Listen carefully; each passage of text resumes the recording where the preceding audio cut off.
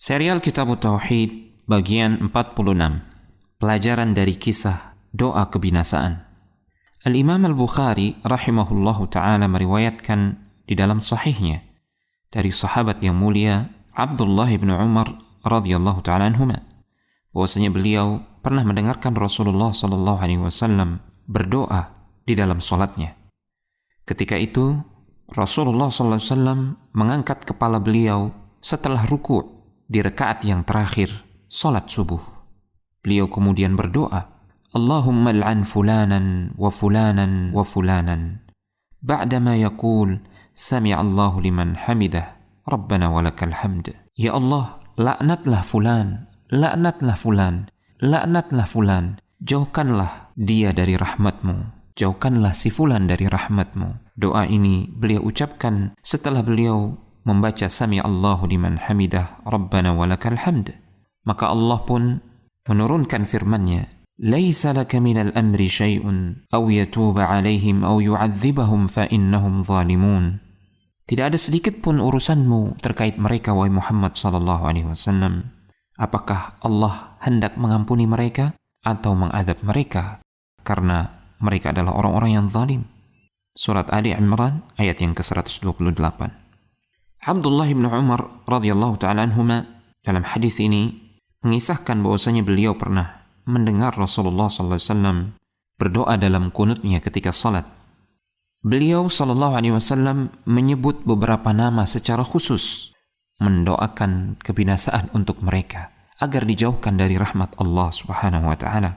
Gara-gara mereka menyakiti Rasulullah sallallahu alaihi wasallam dan bahkan membunuh para sahabat ketika perang Uhud. Namun ternyata Allah Subhanahu wa taala memberikan teguran yang lembut kepada Rasulullah sallallahu alaihi wasallam dalam ayat ke-128 surat Ali Imran.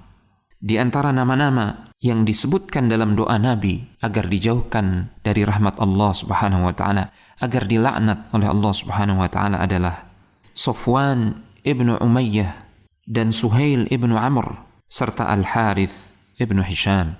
Mereka adalah tokoh-tokoh kafir Quraisy yang memerangi Rasulullah SAW dan para sahabat di perang Uhud. Namun ternyata Allah memberikan hidayah kepada mereka. Mereka pun memeluk Islam dan baik keislaman mereka. Hadis yang agung ini menjelaskan bahwasanya Nabi SAW tidak mampu mencegah musibah dan mudarat yang menimpa beliau dan para sahabat di perang Uhud. Beliau tidak mampu menghalau serangan kaum musyrikin dan gangguan mereka yang menyakitkan di perang Uhud. Bahkan Nabi SAW justru kembali meminta bersandar, memohon pertolongan kepada Allah Subhanahu wa taala.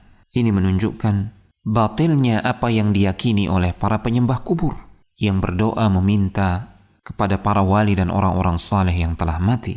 Dalam hadis yang mulia ini juga terdapat isyarat bahwasanya Nabi SAW tidak memiliki kuasa untuk mencegah seseorang dari hidayah Allah Subhanahu wa taala.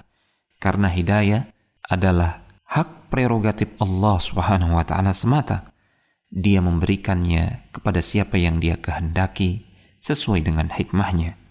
Di antara pelajaran yang lain yang bisa dipetik dari hadis yang mulia ini, pertama, bolehnya mendoakan keburukan bagi musuh-musuh Allah Subhanahu wa taala dan Rasul-Nya dan musuh-musuh kaum muslimin yang telah menindas dan menyakiti kaum muslimin, dan itu dilakukan dalam kunut nazilah. Kedua, boleh menyebut nama-nama tertentu ketika berdoa di dalam salat, dan itu tidak membatalkan salat. Dan yang ketiga, wajib memutus segala ketergantungan kepada makhluk dalam upaya meraih kemaslahatan dan menghindarkan diri dari kemudaratan. Hal itu wajib disandarkan dan diharapkan dari Allah Subhanahu wa taala semata. Telegram channel Kristal Iman.